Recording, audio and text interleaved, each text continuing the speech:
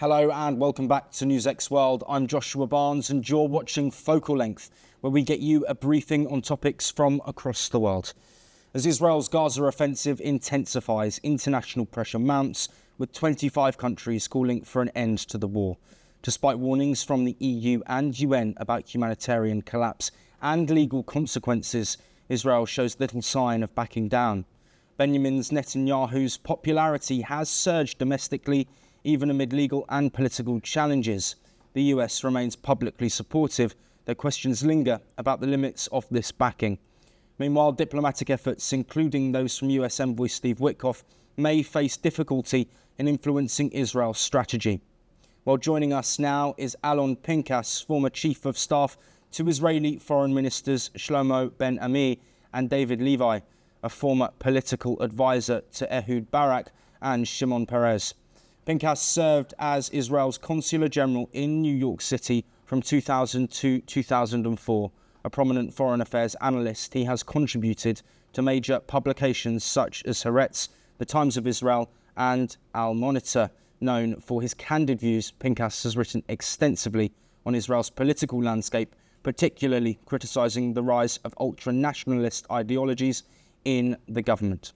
Well, thank you for joining us. Let's first look at the Gaza enclave. Children are dying of starvation and civilians collecting aid have been fired upon while Israel's Gaza offensive intensifies. Do you see this triggering a wider diplomatic crisis for Israel? It already triggered a diplomatic crisis for Israel. Israel's being condemned all over the world. Just 2 days ago, 25 European countries, plus Canada, Australia, and New Zealand, so that's 22 plus 3, and Japan, 21 plus 4, signed a statement of condemnation asking Israel to funnel more humanitarian aid and to essentially stop the war. In the last year and a half, Israel has experienced many critical statements to that effect. There have been motions to apply sanctions or reconsider and revisit trade deals with the European Union and as well as with Australia and New Zealand and some countries in Africa and even South America. So this diplomatic campaign is ongoing. It's nothing new. With no sign yet of a concrete truce between Hamas and Israel, how do you see the war evolving in the coming weeks and months? Right now, what is being negotiated is a temporary ceasefire.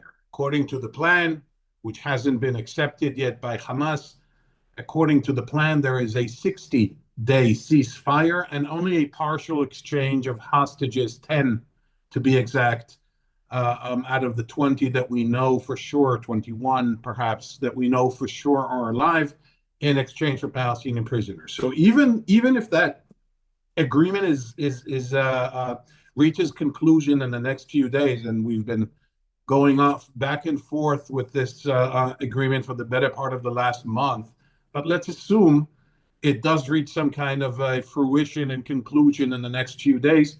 That still doesn't mean the end of the war. So in terms of how this war is developing, it's going to go on. And even if the ceasefire is durable and stands for the entirety of the 60 days, there's a very good chance that the fighting will resume after 60 days, because until now, Israel is refusing any kind of post-war Gaza arrangements. As long as Hamas is there, I don't see Israel agreeing to it. And as long as Israel maintains military presence in Gaza, I don't see Hamas agreeing to it. So I'm cautiously optimistic that a partial agreement can be reached. I'm very cautiously pessimistic about the likelihood of this ending the war altogether. At least 25 countries have now called for an end to the war in Gaza. Do you believe this growing international pressure could force Netanyahu to pull back from the current offensive? There are two factors here. The first is the starvation, the famine, the malnutrition, and the increasing number and volume of reports coming out of Gaza describing a major humanitarian crisis. This applies a lot of pressure on the government on top of domestic pressures to end the war. The second factor is probably more critical, and that is the U.S.'s position. The U.S. is the only country that can force Netanyahu to end the war. All it takes is one angry phone call from President Trump. Whether or not the U.S. will do that, I don't know. It hasn't done so until now. And if you've noted, the U.S. is conspicuously absent from that statement or that letter of condemnation on which 25 countries signed. The U.S. is not there. Perhaps it was not invited, but the U.S. is the only one that has the levers of power that could exert enough pressure on Israel to stop the war. Again, whether or not this happens or not, it depends on Mr. Trump, and trying to predict what Mr. Trump will do is impossible. Looking at wider groups now, the EU and the UN have warned of a humanitarian collapse and possible legal consequences. How seriously does Israel take these warnings in its strategic and diplomatic calculations on the war in Gaza? Well, it should take it very seriously. Unfortunately, it does not take it seriously. Israel thinks that, with the backing of the U.S., defying the UN and defying the international community could pass with immunity and impunity. I think that even if it takes time, there are going to be legal repercussions. Don't forget that Prime Minister Netanyahu and former Defense Minister Gallant are both wanted by the International Criminal Court in The Hague for crimes against humanity and war crimes. Whether or not they will be convicted, whether or not they are guilty, is a completely different matter. But it is already, the court already summoned them as defendants. On top of that, South Africa filed a motion about 10 months ago accusing Israel of no less genocide. Anyone can, dismiss this and say, oh, it doesn't matter, oh, it won't stand in court. But I think Israel should take this very seriously, because right now Israel is extraordinarily isolated in the world, and not very much liked, appreciated, or understood for that matter. While Trump withdrew from UNESCO over its alleged anti-Israel bias, Biden has been more publicly supportive of Benjamin Netanyahu. How would you characterize the consistency and limits of US support for Israel under both administrations? Well, this requires an hour, not 2 minutes for an answer. The U.S. has an ongoing 4 decades long commitment to Israel.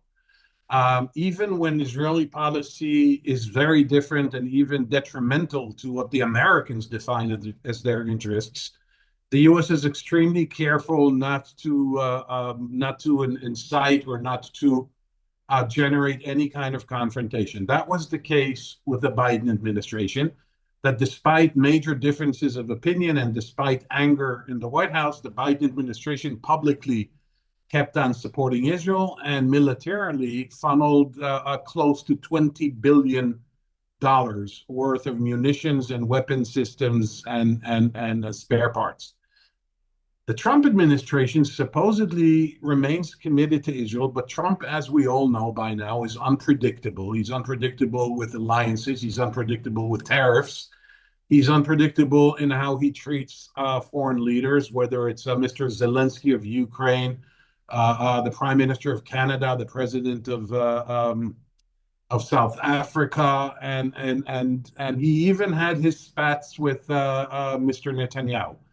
So while officially, ostensibly, the U.S. is still committed to this, I think that Trump, who is very transactional, as we all know, and is asking himself, what's in it for me on the one hand, and what is the price I'm paying on the other hand, is going to very soon lose his patience with Mr. Netanyahu, because Mr. Netanyahu, on several issues, has defied the U.S., has acted, according to the Americans, not to me, acted against America's interests in Syria, in Gaza, and even to a degree vis-a-vis Iran. Despite facing legal and political pressures at home, Netanyahu's popularity in Israel has surged. What does this say about his political future and the domestic mood in Israel? No, his popularity did not soar. He's very unpopular.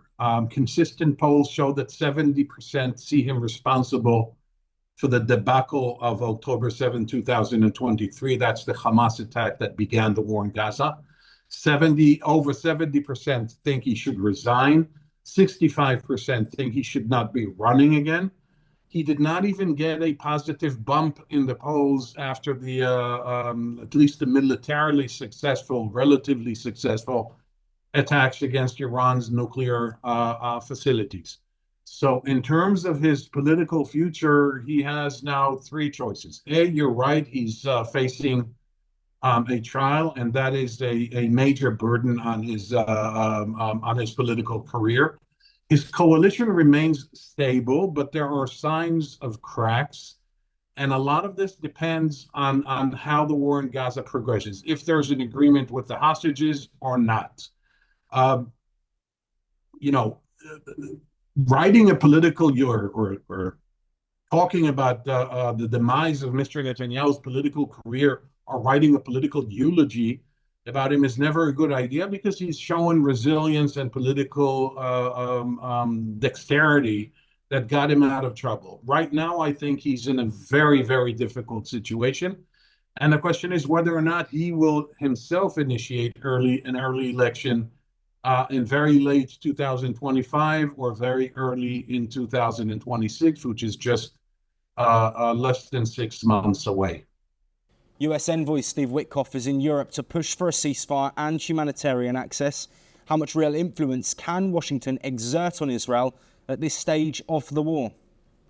Tremendous. If Mr. Witkoff is convinced that Israel can do the deal, but Israel refuses to do the deal, then all he has to do is report his conclusion to Mr. Trump, who will then hypothetically pick up the phone, call Mr.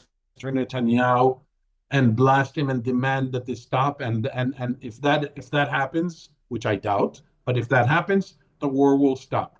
The question is, right now, at this particular moment in these talks that are being held in Rome, Italy, is whether or not Witkoff will be convinced that Israel is at fault or that Hamas is refusing the latest draft proposal. There's a lot of information, misinformation, disinformation, partial information, inaccurate information, fake information, all kinds of things coming out of Rome, none of which I can verify as making sense. One day they say that we're very close to a deal. The next day they are saying we're still far away from agreements that would lead to a deal. So his potential to exert pressure is huge. Whether or not he will decide to do that, I'm talking about President Trump, based on Mr. Witkoff's recommendations or conclusions, I don't know. Well, thank you to Alon Pinkas for speaking to us on Focal Length. For that, it's a wrap on this episode. For more of the latest international news updates, stay tuned on NewsX World.